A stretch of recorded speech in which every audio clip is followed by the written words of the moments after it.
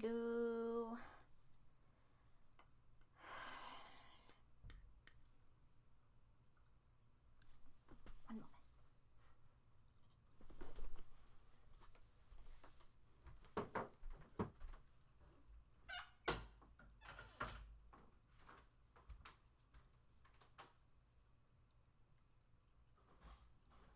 One moment. I'm recording. I didn't hear a reply. Hey, Jesse. What? I got the Middlemarch. Ooh. Also, I cracked open one of the Lucky Charms. Okay, and I got mesquite turkey. Ooh. Yummy.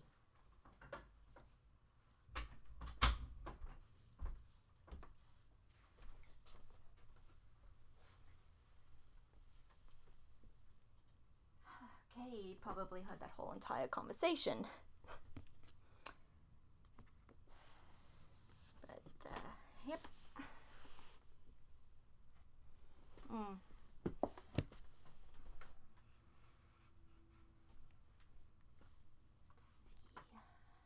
You know, I probably should have all done this before I started streaming, but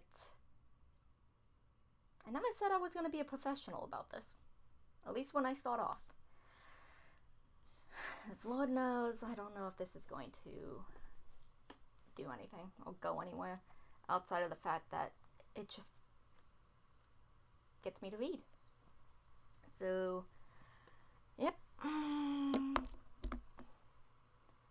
We are now on chapter 11 of chapter 11 of book 1. Honestly, I think, do they restart? I never really noticed if they restart the chapter count. No, they don't. They just continue. So yeah, chapter 11. But deeds and language, such as men do use, and persons such as comedy would choose, when she would show an image of the times, and sport with human follies, not with crimes. By someone named Ben Jonson. Lydgate, in fact, was already conscious of being fascinated by a woman strikingly different from Miss Brooke. He did not, in the least, suppose that he had lost his balance and fallen in love.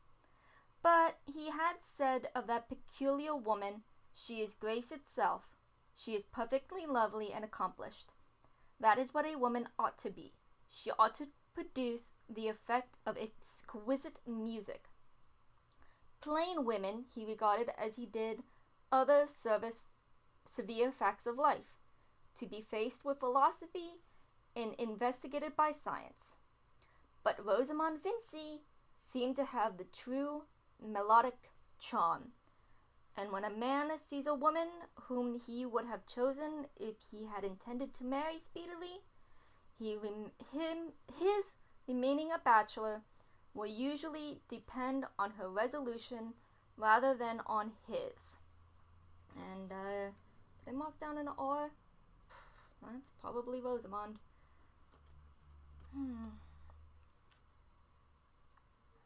Yeah, I did mark down an R anyways. Lydgate believed that he should not marry for several years. Not marry until he had trodden out a good, clear path for himself away from the broad road which was quite already made. He had seen Miss Vincy above his horizon almost as long as it had taken Mr. Casaubon to become engaged and married. But this learned gentleman was possessed of a fortune. He had assembled his voluminous notes, and had made that sort of reputation which precedes performance, often the larger part of a man's frame. He took a wife, as we had seen, to adorn the remaining quadrant of his course, and be a little moon that would cause heartily a calculated and be a little moon that would cause heartily a calculated perturbance. But Lydgate was young, poor, ambitious. He had his half-century before him instead of behind him, and he had come to Middlemarch bent on doing many things that were not directly fitted to make his fortune, or even secure him a good fortune. Secure him a good income. To a man under such circumstances, taking a wife is something more than a question of adornment, however highly he may rate this, and Lydgate was disposed to give it the first place among wifely functions. To his taste, guided by a single conversation, here was the point on which Miss Brooke would be found wanting, notwithstanding her undeniable beauty. She did not look at things from the proper feminine angle. The society of such women was about as relaxing as going from your work to teach the second form instead of reclining in a paradise with sweet laughs for button-notes and blue eyes for a heaven. Certainly nothing at present could seem much less important to Lydgate than the turn of Miss Brooke's mind, or to Miss Brooke than the qualities of the woman who had attracted this young surgeon. But anyone watching keenly the stealthy convergence of human lots sees a slow preparation of effects from one life to another, which tells like a calculated irony on the indifference or the frozen stare with which we look at our unintroduced neighbor. Destiny stands by sarcastic with our dramatis persona folded in her hand. Old provincial society had its share of this subtle movement, had not its striking downfalls, its brilliant young professional dandies who ended by living up an entry with a drab, or a prostitute, and 6 children for their establishment, but also those less marked vicissitudes which were constantly shifting the boundaries of social intercourse and begetting new consciences of interdependence. Some slipped a little downward, some got higher footing. People denied aspirates, gained wealth, and fastidious gentlemen stood for boroughs. Hello. Yeah, I read books on Twitch. Oh, hi, Madam Franklin. Sorry, I just got a little too into this paragraph. Yeah,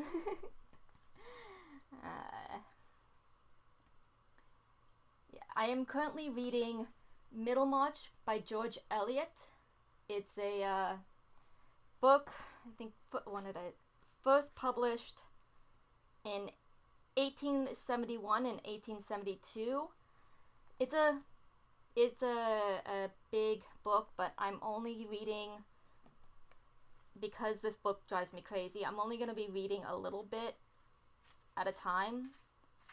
So I've got about this much left before I pick another book. Or I brought it down. My little thing to pull out books for the next. Where did I hide it? I'm going mad. I know I brought it down. Where did I hide it? Oh. I hid it somewhere where I can't get to it. Alright, well, I'll just continue. For now. Okay. Some were caught in political currents, some in ecclesiastical, and perhaps found themselves surprisingly grouped in consequence, while a few personages or families that stood with rocky firmness amid all this fluctuation was slowly presenting new aspects in spite of solidarity.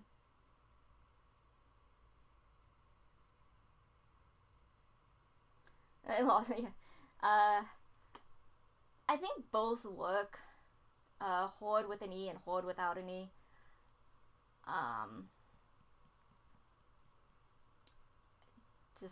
one is probably the Old English version, but the without the E version is most commonly used. And look, I can't spell for beans. I whoever created the spell check for Microsoft Word is a fucking genius, and yeah, yeah, they are my lifesaver.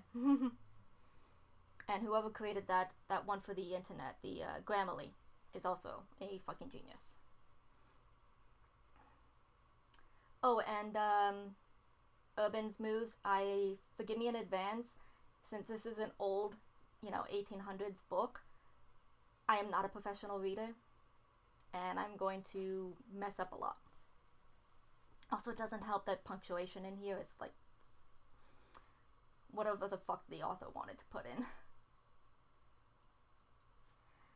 While a few personages or families that stood with rocky firmness amid all this fluctuation were slowly presenting new aspects in spite of solidarity and altering with the double change of self and beholder.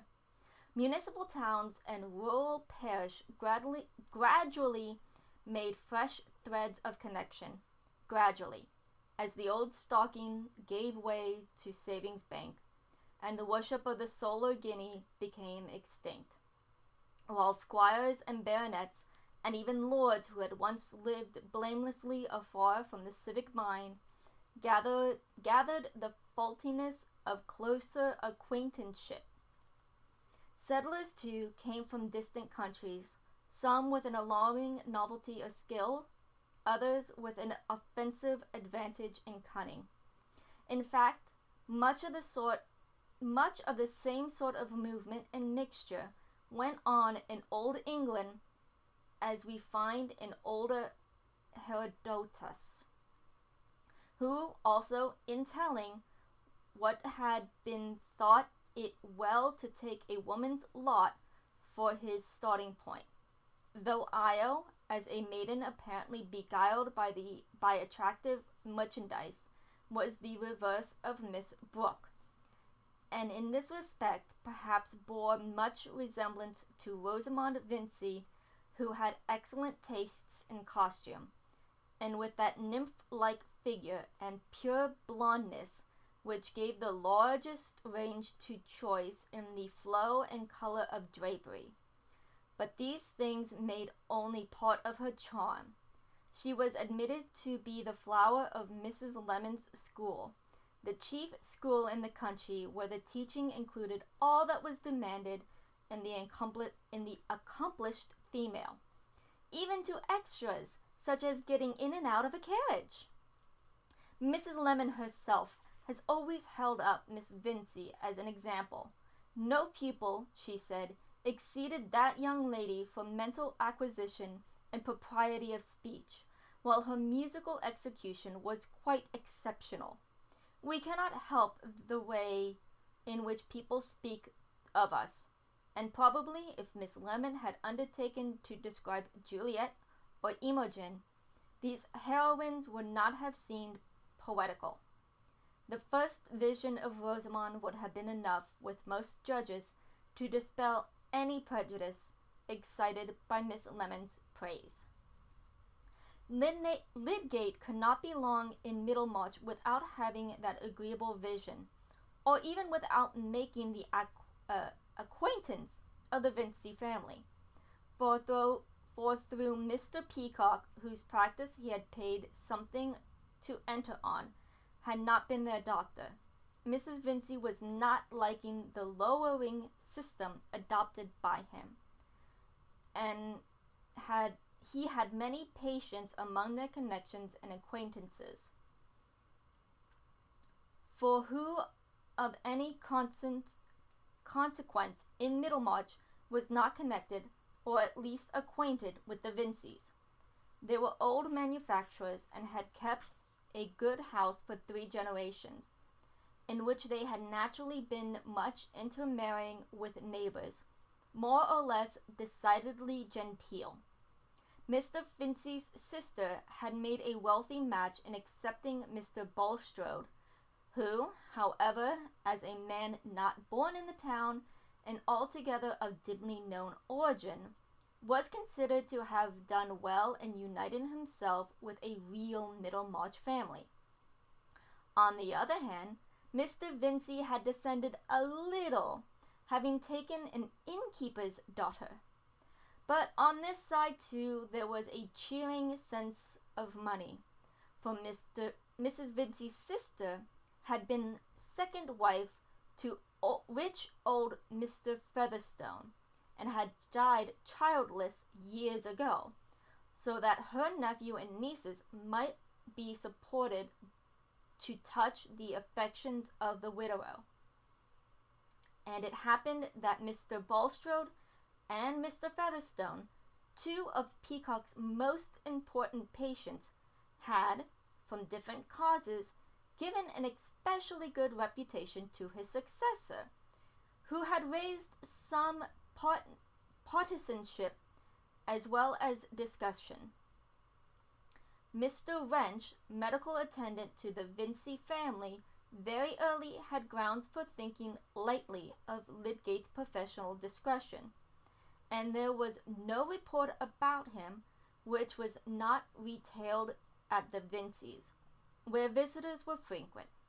Mr. Vincey was more inclined to general good fellowship than to taking sides, but there was no need for him to be hasty in making any new man's acquaintance. Rosamond silently wished that her father would invite Mr. Lydgate. She was tired of the faces and figures she had always been used to, the various irregular profiles and gaits and turns of phrase distinguishing those Middlemarch young men whom she had known as boys. She had been at school with girls of higher positions, whose brothers, she felt sure, it would have been possible for her to be more interested in than in these inevitable Middlemarch companions. But she would not have chosen to mention her wish to her father, or he, for his part, was in no hurry on the subject. An alderman, about to be mayor, must by and by enlarge his dinner parties, but at present there were plenty of guests at his well-spread table.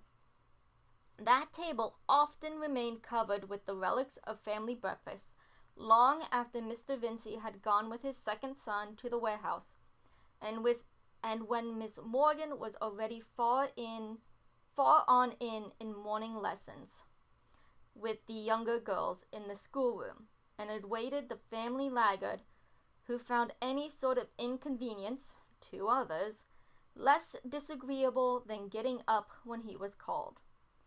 This was the case one morning of the October in which we have lately seen Mr. Casaubon visiting the Grange, and though the room was a little overheated with the fire, which had sent the spaniel panting to a remote corner, Rosamond, for some reason, continued to sit at her embroidery longer than usual, now and then giving herself a little shake and laying her work on her knee to contemplate it with an air of hesitating weariness. Her mamma, who had returned from an excursion to the kitchen, sat on the other side of a small work table with an air of more entire placidity, until the clock, again giving notice that it was going to strike, she looked up from her lace mending, which was occupying her plump fingers, and rang the bell. "Knock at Mr. Fred's door again, Pritchard, and tell him it has struck 10:30. Right. Pritchard is a new name. I don't know if it's a last name or a first name, but it is a new name. Therefore, I am marking off P. And I think Fred is as well, so there's an F. Oh, wait, nope. Going backwards. Pen goes here. Bookmark. There, for now. This was said without any change in the radiant good humor of Mrs. Vincey's face, in which 45 years have delved neither angles nor parallels, and pushing back her pink cap strings, she let her work rest on her lap, while she looked admiringly at her daughter. "Mamma," said Rosamond, "when Fred comes down, I wish you would not let him have red herrings. I cannot bear the smell of them all over the house at this hour of the morning." "Oh, my dear, you are so hard on your brothers. It is the only fault I have to find with you. You are the sweetest temper in the world, but you are so tetchy with your brothers." "Not tetchy, Mamma. You never hear me speak in an unladylike way." Well, but you want to deny them things. Brothers are so unpleasant. Oh, my dear, you must allow for young men. Be thankful if they have good hearts. A woman must learn to put up with little things.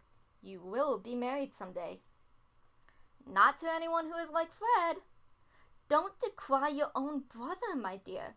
Few young men have less against them, although he couldn't take his degree. I'm sure I can't understand why, for he seems to me most clever, and you know yourself he was thought equal to the best society at college. So peculiar you are, my dear.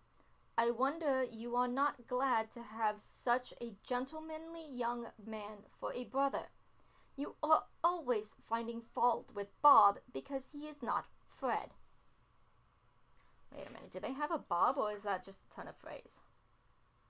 I guess they do have a character named Bob in here.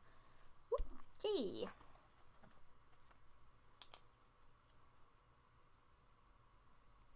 Well, if it is a turn of phrase, oh well. "Oh no, Mamma, only because he is Bob." "Well, my dear, you will not find any Middlemarch young man who has not something against him." But here Rosamond's face broke into a smile which suddenly revealed 2 dimples. She herself thought unfavorably of these dimples and smiled little in general society. "But I shall not marry any Middlemarch young man." "So it seems, my love, for you have as good as refused the pick of them. And if there's better to be had, I'm sure there's no girl better deserve it." "Excuse me, Mamma. I wish you would not say the pick of them." "Why? What else are they?" "I mean, Mamma, it is rather a vulgar expression." "Very likely, my dear. I never was a good speaker. What should I say?" "The best of them." "Why, that seems just as plain and common. If I had had time to think, I should have said the most superior young men. But with your education, you must know." "What must Rosie know, Mother?" said Mr. Fred, who had slid in unobserved through the half-open door while the ladies were bending over their work, and now going up to the fire stood with his back towards it, warming the soles of his slippers. "Whether it is right to say superior young men," said Mrs. Vincey, ringing the bell. "Oh, there are so many superior teas and sugars now. Superior is getting to be the shopkeeper's slang." Are you beginning to dislike slang, then?" said Rosamond with mild gravity. "Only the wrong sort. All choice of word is slang. It marks a class. There is correct English. That is not slang." "I beg your pardon. Correct English is slang of prigs who write history and essays, and the strongest slang of all is the slang of poets." "Well, you will say anything, Fred, to gain your point." Well, tell me whether it is slang or poetry to call a leg plater. Of course you can call it poetry if you like. Aha, Miss Rosie, you don't know Homer from slang. I shall invent a new game. I shall write bits of slang and poetry on slips and give them to you to separate. Dear me, how amusing it is to hear young people talk, said Mrs. Vincey with cheerful admiration. Have you got nothing else for my breakfast, Pritchard? Said Fred to the servant who brought in coffee and buttered toast, while he walked round the table surveying the ham, potted beef, and other cold remnants with an air of silent rejection and polite forbearance from signs of disgust. Should you like eggs, sir? Eggs? No. Bring me a grilled bone. Really, Fred, said Rosamond when the servant had left the room, if you must have hot things for breakfast, I wish you would come down earlier. You can get up at 6 o'clock to go out hunting. I cannot understand why you find it so difficult to get up on other mornings. That is your want of understanding, Rosie. I can get up to go hunting because I like it. What would you think of me if I came down 2 hours after everyone else and ordered grilled bone? I should think you were an uncommonly fast young lady, said Fred, eating his toast with the utmost composure. I cannot see why brothers are to make themselves disagreeable any more than sisters. I don't make myself disagreeable. It is you who find me so. Disagreeable is a word that describes your feelings and not my actions. I think it describes the smell of grilled bone. Not at all. It describes a sensation in your little nose associated with certain finicky notions, which are the classics of Miss Lemon's school. Look at my mother. You don't see her objecting to everything except what she does herself. She is my notion of a pleasant woman. Bless you both, my dears, and don't quarrel, said Mrs. Vincey with motherly cordiality. Come, Fred, tell us all about the new doctor. How is your uncle pleased with him? Pretty well, I think. He asks Lydgate all sorts of questions, and then screws up his face while he hears the answer, as if they were pinching his toes. That is his way. Ah, here comes my grilled bone. Okay, pardon me.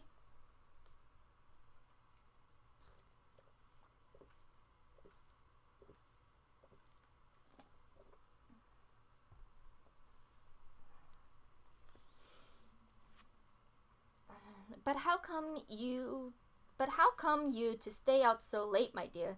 You only said you were going to your uncle's. Oh, I dined at Plymdale's. We had whist.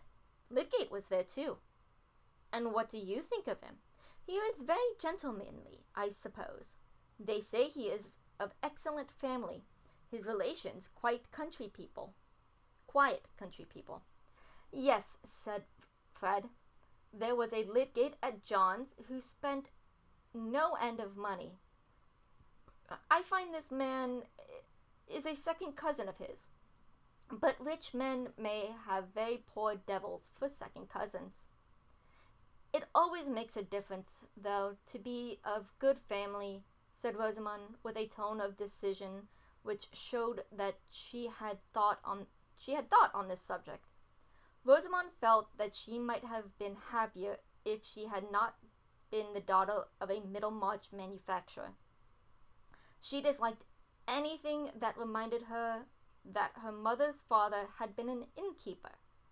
Certainly any one remembering the fact might think that Mrs. Vincey had the air of a very handsome, good-humored landlady, accustomed to the most capricious orders of gentlemen. I thought it was odd his name was Tertius, said the bright-faced matron. But of course it's a name in the family. But now, tell us exactly what sort of man he is. Okay, that's a very interesting first name.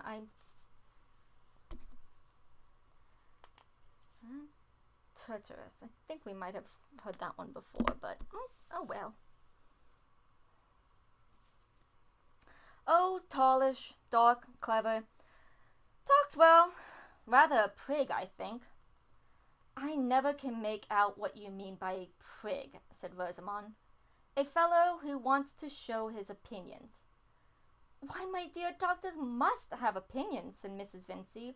What are they there for else? Yes, mother, the opinions they are paid for. But a prig is a fellow who is always making you a present of his opinions. I suppose Mary Garth admires Mr. Lydgate, said Rosamond, not without a touch of innuendo. And there's an M, because we have a Mary. Really, I can't say, said Fred rather gloomily as he left the table and taking up a novel which he had brought down with him, threw himself into an armchair. If you are jealous of her, go oftener to the stone court yourself and eclipse her.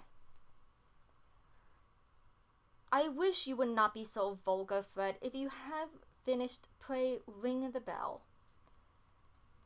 It is true, though, what your brother said, Rosamond, Mrs. Vincey began, when the servant had cleared the table. It is 1,000 pities that you haven't patience to go and see your Uncle Mort. So proud of you as he is, and wanted you to live with him. There is no knowing what he might have done for you as well as for Fred. God knows I am fond of having you at home with me, but I can part with my children for their good. And now it stands to reason that your Uncle Featherstone will do something for Mary Garth. Mary Garth can bear being at Stone Court because she likes that better than being a governess, said Rosamond, folding up her work. I would rather not have anything left to me if I must earn it by enduring much of my uncle's cough and his ugly relations. He can't be long for this world, my dear. I wouldn't hasten his end. But what with asthma and that inward complaint, let us hope there is something better for him in another. And I have no ill will towards Mary Garth, but there's justice to be thought of. And Mr. Featherstone's first wife brought him no money, as my sister did.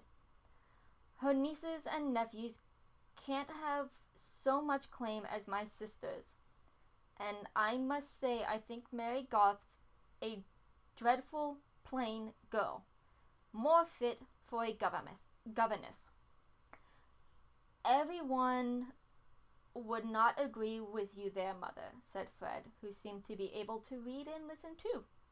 Well, my dear, said Mrs. Vincey, wheeling skillfully, if she had some fortune left her, a man marries his wife's relations, and the Goths are so poor and live in such a small way. But I shall leave you to your studies, my dear, for I must go and do some shopping. Fred's studies are not very deep, said Rosamond, rising with her mamma. He is only reading a novel.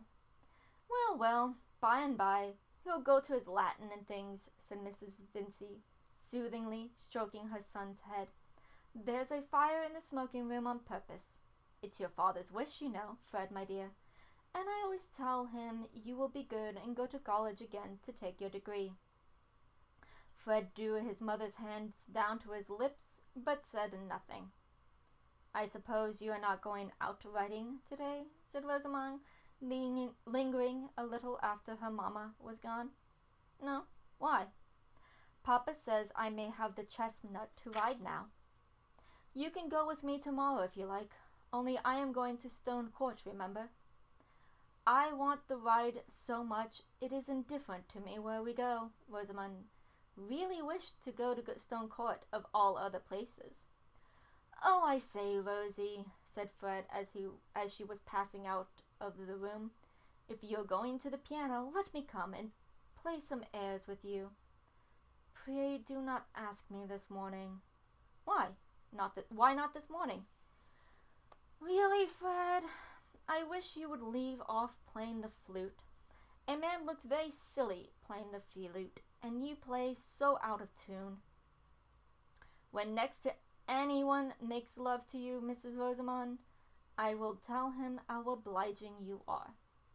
Why should you expect me to oblige you by hearing you play the flute more than I expect you to oblige me by not playing it? And why should you expect me to take you out riding? This question led to an adjustment, for Rosamond had set her mind on that particular ride. So Fred was gratified with nearly an hour's practice of Ardhide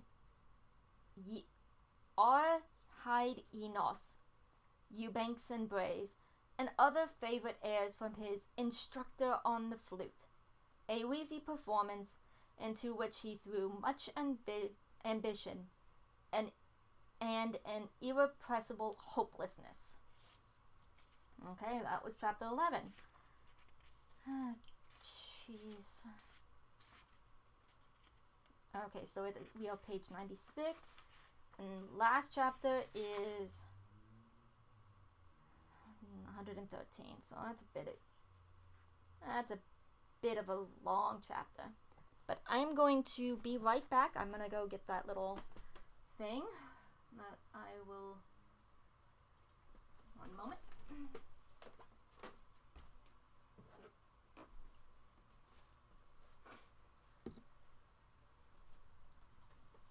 Okay, so this is the little book that I have that holds pretty much a list of all the books that I have behind me and around me. And I was probably gonna do this next week, but I figured it might as well give you like 10 weeks. Give me 2 weeks to pick another book. So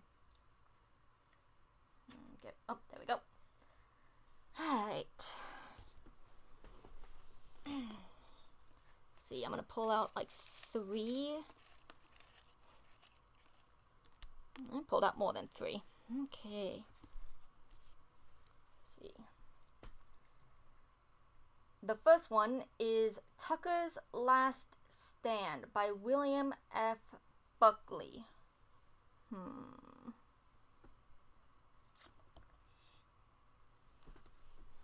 It's gonna be fun. Let's see.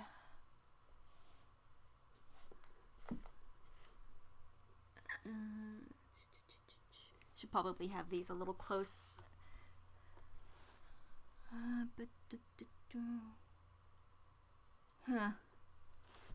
That might be that one over there.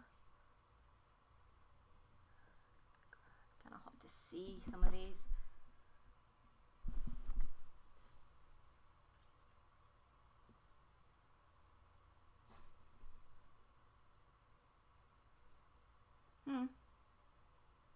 Okay, can't find that one just yet, so let's put that on to the side. Let's see what the next one is.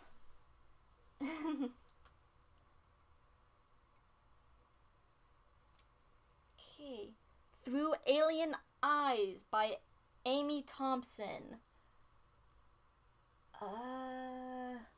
Okay, I kind of know what this one looks like, so if I can just see the side of it.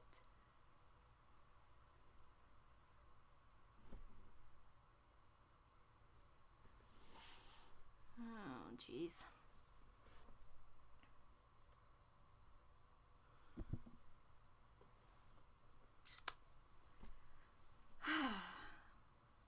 Okay, so I'm gonna put that one to the side. So probably by next week I will have them. Oh, I can take a picture of it and put it on YouTube. The World in a Phrase by James Greery. Ah, jeez.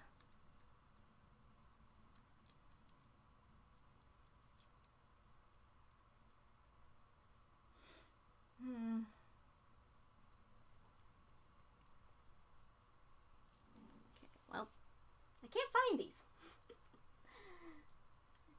Let's move the camera down so you can actually see my books. Okay, that is...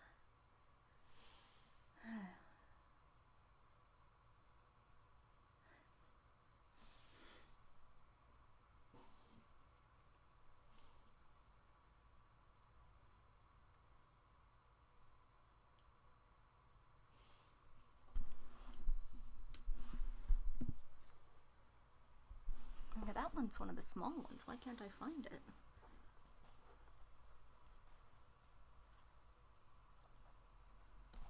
Huh.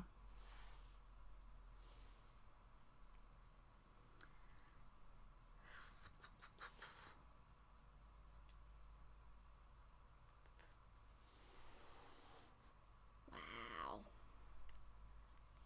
Well, I mean, that's not surprising given how many books I have. Just didn't figure it would be this bad to try to find them.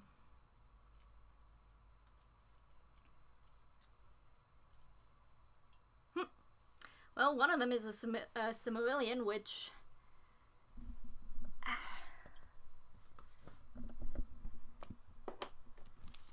There we go. There's the Silmarillion. This one's a bunch of short stories, so that's this would be like short story number 1, I think. Yeah. So we can do a Silmarillion short story. I'll put that on the list. Oh. What's next?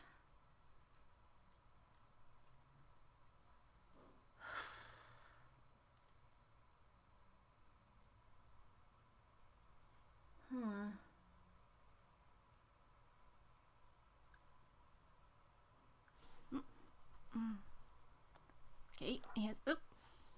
Yeah.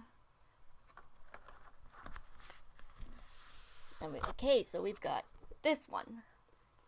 Such Good Girls by R.D. Rosen. The Journey of the Holocaust's Hidden Children Survivors. Okay, so I'll read the back.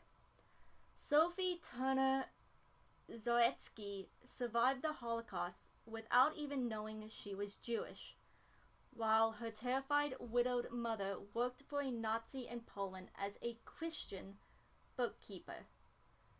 Flora Hogman, orphaned by the final solution, was shuttled through southern France from convents to homes of one Christian family after another, clueless about her real identity. Carla Lessing and her family hid upstairs in the apartment of a defiant Dutch barber who protected them for more than 2 years while cutting German soldiers' hair on the first floor. Sophie, Flora, and Carla survived not only the Holocaust, among the mere 10% of European Jewish children who did, but their own survival as well. In Such Good Girls, Rosen traces their lives from traumatic childhood to triumphant adulthood, following each of them to New York City, where they slowly emerged from the devastation of their early years to devote their careers to helping others. It was there, in 1991, that they played important roles in the groundbreaking event that for the first time brought together hidden child survivors scattered around the world. A chance meeting with Sophie sent author R.D. Rosen on a journey to grasp the scope of Nazi extermination in Europe's Jews and to honor hidden children, the very last generation of survivors to have witnessed the Holocaust firsthand. Alright, so that is book 2. Nope, that's another one I won't be able to find, because for some reason they are not where I thought I put them. Alright,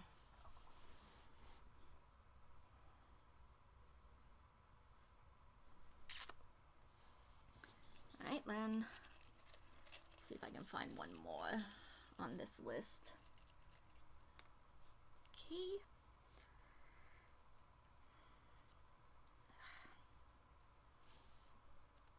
Nope. Hopefully by the time this gets lower, it would be easier for me to find these books. Alright, this one is,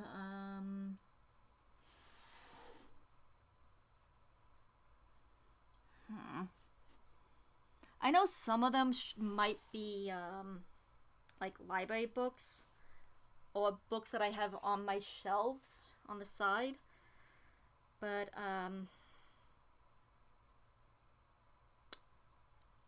yeah. Well, I can just pull one just at random.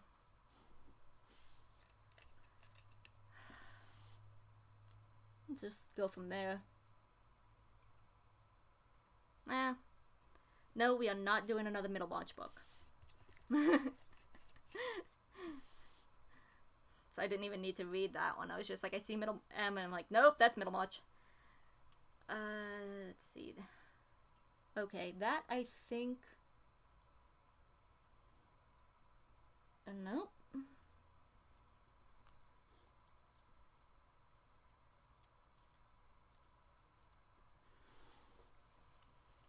Wow. Okay, yeah, I really probably. Oh, wait, I think I see one of the ones that I had just pulled. Is it? No. No, that wasn't it.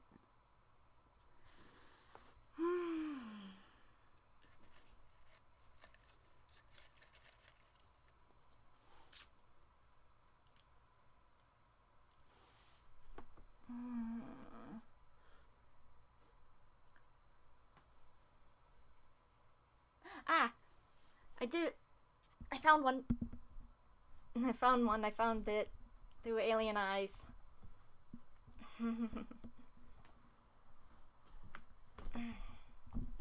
Okay, here we go.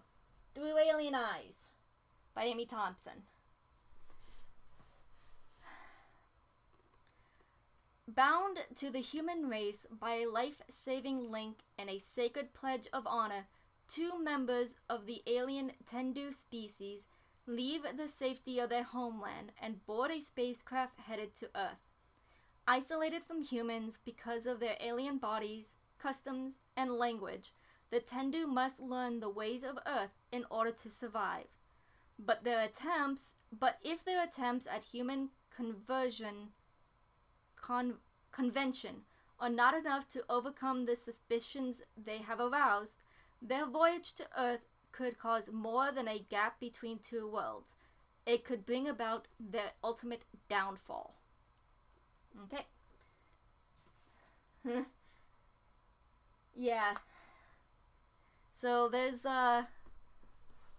3 to choose from. You got science fiction. You got sad history. And you've got high fiction. And do you want one more? Yeah, let's do one more. Let's make a nice even 4.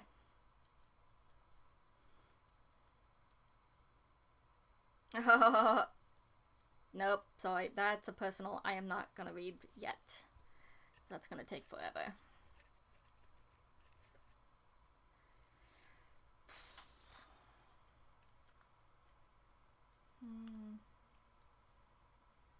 Okay, that one I know is up on my bookshelf, probably hiding.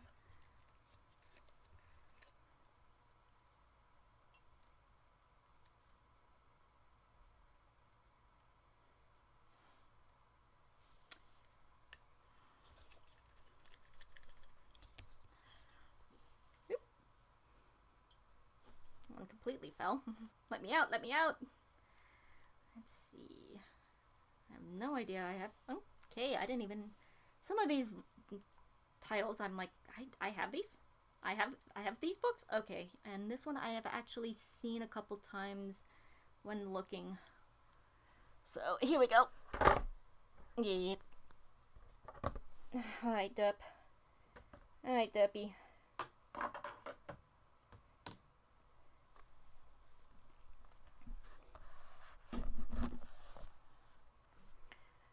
The Secret Diary of Marco Polo. This one actually doesn't have a little... Okay, this one doesn't have like a little blurb in the back. It's just people writing about it. The Secret Diary of Marco Polo is a seamless fusion of history, fast-paced narrative, and a galaxy of international characters engaged in romance, intrigue, and resolving a mystery. Cheers from Malcolm Moore, who has achieved that rarity. A historical fiction that is as enlightening as it is entertaining. Alright, so we got 4 books. I will put a poll both on Twitter and would it be alright, madam, to put it on your Discord? And put it probably, I know on my YouTube channel I'll probably put it as well. But yeah. Okay. So that by hopefully next week I know what I'm gonna be picking up. So what we'll be reading next. And yeah, that way I don't have like a week between books. Not that I mind. I can probably do something, but I can do that later. Either way, I will yeah. Actually, if anything, I can also drop it in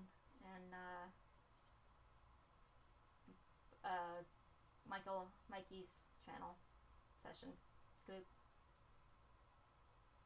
Whatever.